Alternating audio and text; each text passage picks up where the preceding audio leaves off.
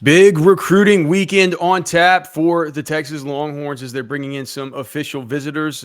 Big official visits this weekend, Cody. A couple guys that are already committed to Texas coming in, and then just a bunch of two of these guys committed to Texas. But then, other than that, man, a bunch of guys still undecided. Some of them are some really big names up on the board and some major targets for the Longhorns. Some big names, a couple of committed guys, two guys that are committed to Texas already. Hayward Howard, the cornerback, came from Louisiana. He signed a couple of weeks ago. Of course, the specialist Trot O'Neill. A couple of specialists coming in this weekend, and then one corner that's committed to Georgia Tech. But the rest of these guys, uncommitted. I think the most notable guy is one that we've talked about a couple of times on the show, and that's Mr. Lamar Brown, a guy that's in the middle of all of his officials right now. He's at Miami last weekend. He'll be at Texas A&M next week and LSU the weekend after that. That's going to be the crown jewel, I guess you'd say, probably of the weekend as far as the highest ranking player goes. But other notable guys like Xavier Crowell, the running back from Jackson that we've talked about a bunch, had a good visit at Georgia last week. But I was reading some stuff I posted in the Behind Enemy Lines this week that Georgia is like, man, there's a lot of ground to make up with Xavier Crowell, and I think everybody feels that Crowell's Alabama Auburn. Like it's going to be tough to get him far away from his hometown in Jackson, Alabama. So a couple of studs that I'm looking at for sure: Lamar Brown and Xavier Crowell. So the guys that we know are coming in, and Jason will have more here shortly when the War Room goes up over on orangebloods.com. So make sure and go check it out over there. But the list of guys coming in, as Cody mentioned, Hayward Howard, the cornerback, 4-star cornerback out of Edna Carr in Louisiana. He committed to Texas back on May the 9th. We have Lamar Brown, as mentioned, it's so funny he's listed as an athlete, but defensive line / offensive line. Well, I want to get your thoughts on that, and my thoughts have changed a little bit about that. But did he just get moved up to a 5-star? I thought he was a 4-star before. He got moved up to a 5-star. I believe it was on Monday this week. Okay. He got jumped up 12 spots. So he's been consensus a top 32 player, but he got bumped up from player 25 overall to player 13 overall, which is the second highest he's ever been all time. A year ago in March of 2024, he was 9th. Then he dropped down to 13, and now he's been as low as 25th. He's now 13th overall, and they established a 5th star for Lamar Brown. They're bringing in this offensive tackle, Malachi Lee, he's from Hawaii. And I was super interested in this because he's a high 4-star. He has official visits to Texas, Michigan, Georgia, and Alabama. He's already taken his Georgia official, but coming up, and he's already taken his Alabama official at the end of May. But he has Texas this week, and coming up, he has Michigan. If you look at the future cast, everybody has this guy future casted to Michigan, but he's 6'7", 310 from Hawaii. I'm tilted because I don't know about you, Cody. I've not been able to find this guy's huddle. They're bringing in Devon Benjamin. He's a cornerback from Oaks Christian in Westlake Village, California. He is a 4-star corner. Of course, Jamarian Carlton, who we've talked about a ton here, the edge defender from Temple. He has a Baylor official. He just took his LSU official. He'll have Texas this week, and he'll have Texas A&M the week after this one. So obviously a tightly contested guy there that Texas has been kind of up and down with. The wide receiver Cohen Brown, who's coming in. He's from Waxahachie. He's got a. Is that how it's pronounced? Is it Wax? Yeah, Waxahachie. Okay. I think that's where Chad Hastings is from. He has some big visits coming up after this. He'll have Notre Dame and Ole Miss for the rest of this month. We have Dylan Berryman, who I want to talk about as well, the defensive tackle who's out of how do we say this is called? Washita in Monroe, Louisiana. A guy that Cody and I are really super high on for sure. He'll have Texas, then he has SMU later this month. Of course, he's had the weird kind of Purdue stuff that Cody and I have talked about before. That's kind of hard to understand. Cody already mentioned Xavier Crowell. There's Mikey Bukauskas, who is a a specialist, I guess a punter from Prosper, Texas. Um, why all these specialists are weird, right? Bo Jandreau, he's a linebacker. He's coming in from Chandler, Arizona. Looks like he's been future casted mostly to Oklahoma. So this is He's a he's got a twin brother that committed to Oklahoma a couple of weeks ago. got it. Okay. Corey Wells, he's a 6'5", 290-pound defensive tackle from Mississippi. Let's see. As far as his, he looks like he was at Auburn last week. He'll be at Texas this week, and he looks like he's going to Mississippi State a little bit later in the month. Trot O'Neal, who has committed to Texas already. I believe Trot O'Neal was the deep snapper, right? Yep. So he'll be here. I guess maybe this is just the specialist week. Jake Collette, another specialist, and then Travis Stevenson, who's a cornerback out of Georgia, who's currently verbally committed to Georgia Tech. So a bunch of guys coming in, a bunch of kind of meat on the bone here. Where do you want to start with it? Let's start. Let's start first. First off, I want to just mention the Malachi Lee thing. That it registered right away when I looked at his profile, and I was like, the Michigan Roman Wilson was the player I was trying to think of. Roman Wilson, receiver in the draft last year, that went to the Pittsburgh Steelers, also from Honolulu, also went to Michigan. Different high school though. That's what I was What looking was up. that thing with Roman Wilson? He talked. Did he have to fly to school or He something? flew to school every day. He How flew to how school on a different island. what were the logistics? Why did he have to do that? Did he live on an island? He went to high school on a different island. I don't know. I don't remember if it was like there wasn't a school on the island he lived on in particular, or if it was like the specific school he wanted to go to was just, I think it was like St. Louis school. I don't know. I don't know the islands like that. I'm not a Hawaiian, but Or his parents just that rich, or did a bunch of kids have to take the plane? I have to bet that I could probably look into it more, but I bet you it was just the fact that there probably wasn't a school on the island. And I bet you a bunch of the kids did It's on wild. a daily basis. But anyway, that's here nor there. The wide receiver I have some interest in here is the only receiver coming in this weekend is Cohen Brown. And Cohen Brown was committed to USC up until May 9th. So just about a month ago. And his recruiting really kind of warmed up around that time. He got a Notre Dame offer on the 7th of May. He got the Texas offer on the 15th of May. Arizona State came in there. He took a visit to Illinois and Utah, unofficial and an official. He's been at SMU. He's got an official with Texas, of course, this weekend, Notre Dame next weekend, and Ole Miss the weekend after that. And there's a couple of future casts put in here. One by Sam Spiegelman, which it looks like it's an old one from SC, April 2nd. But then there's another one that came from I think this is a Notre Dame. It's a Notre Dame publisher. He put in a Notre Dame future cast on May 17th, the day after Cohen decommitted from USC. When I'm reading some stuff around Cohen Brown, that kind of looks like that's the competition here is more so Notre Dame than it is Ole Miss. You have to feel like you have a good chance keeping the kid in the state, but also he was committed to USC at one point, and of course Javian Osborne and others are, looking into Notre Dame, including Jaden Greathouse, who's already there. You have Braden Robinson, who's a receiver from Red Oak in this next class. That he's a big Notre Dame fan. He's also visiting Miami. Like, just a lot of receivers in the state of Texas. So I'll be interested to see kind of what comes out from this Cohen Brown thing, because he's kind of fresh off of a decommitment thing, and it feels like Texas should potentially be in the driver's seat for that receiver, and he's the only one coming in this weekend. Do you think that? So you think they're in the driver's seat for him? I said they should. It feels like they should almost be in the driver's seat. Like I said, I think it's Notre Dame who's the leader, but it feels like Texas should almost have like maybe you could say passenger seat. They're in the front of the vehicle. They're riding shotgun, and they're going through the drive-through trying to order the food, and the driver's not being nice, and they're throwing some punches.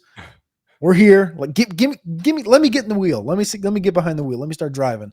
So I'll be interested to see kind of what comes up from the weekend with Cohen Brown, 6 foot, 180-pound wide receiver from Waxahachie, as Alex would say, 244th ranked player in America. As anybody would say. I'm not Texan. I can't say if that's right or not. Oh, I can tell you that it's certainly right, man. It's the hatch for sure.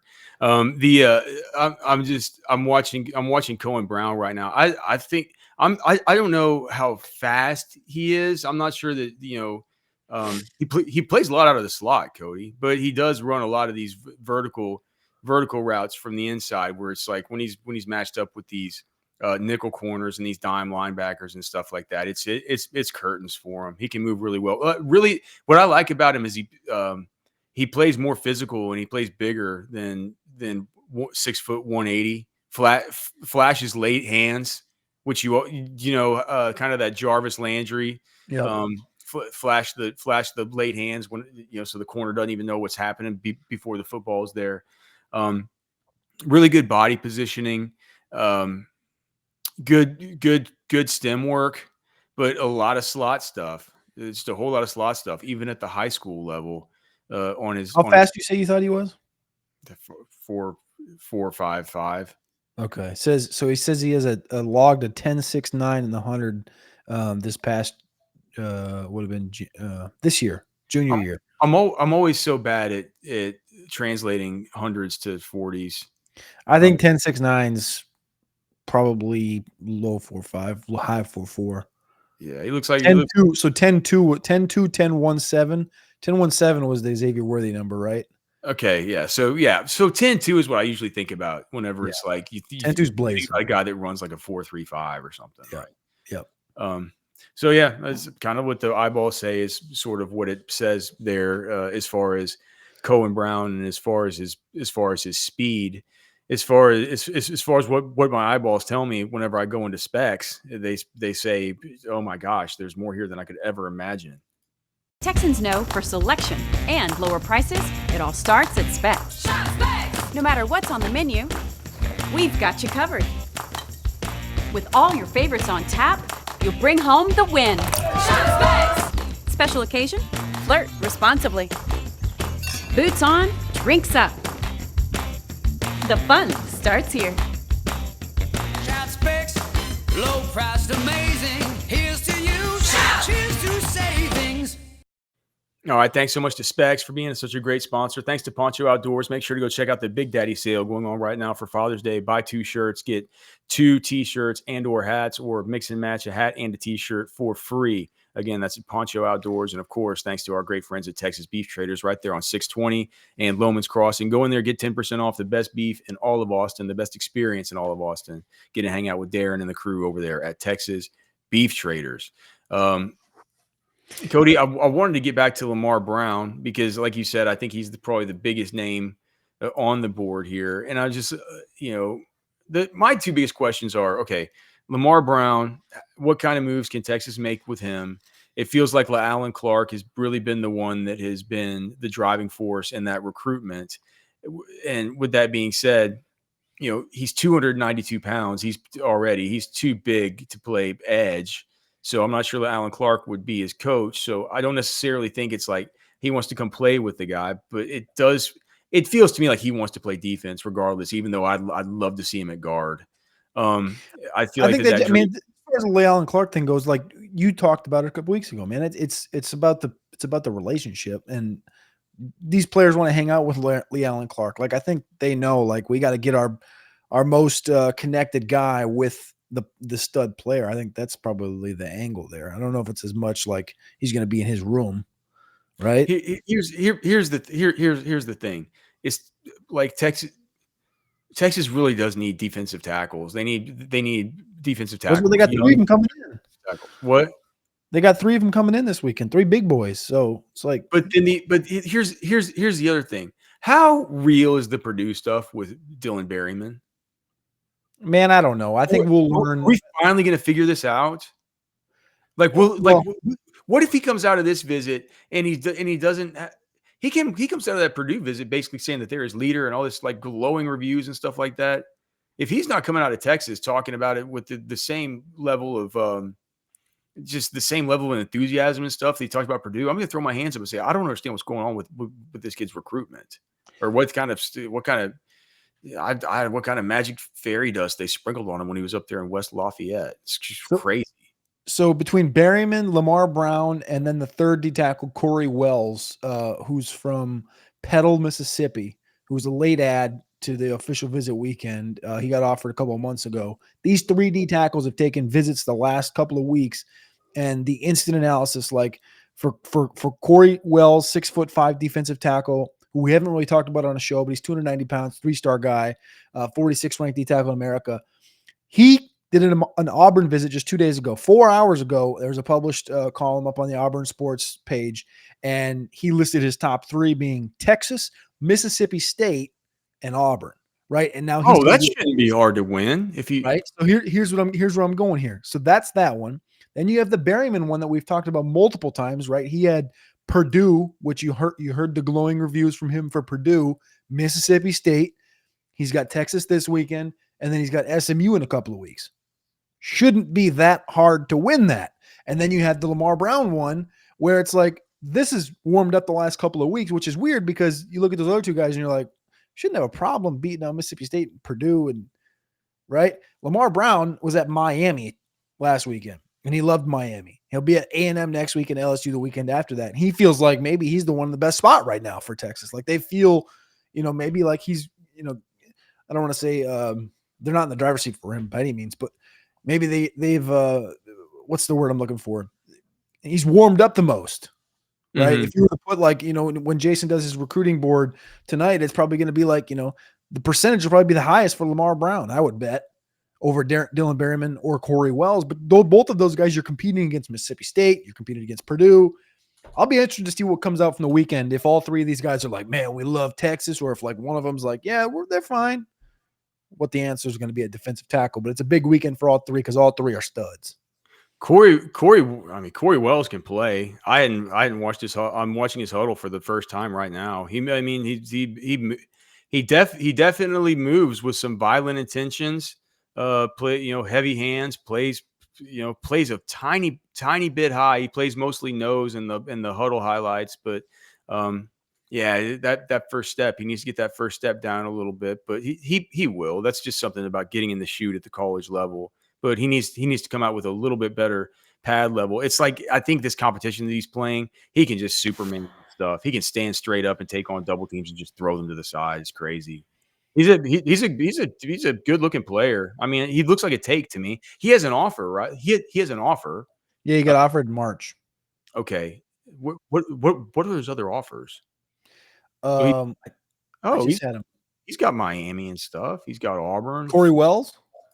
He got Florida State a couple weeks ago. Florida State, Ole Miss, Miami, Miami, Tennessee, A&M. I mean, he's like, that's a good looking play. To be honest, he looks heavier than 290 to me.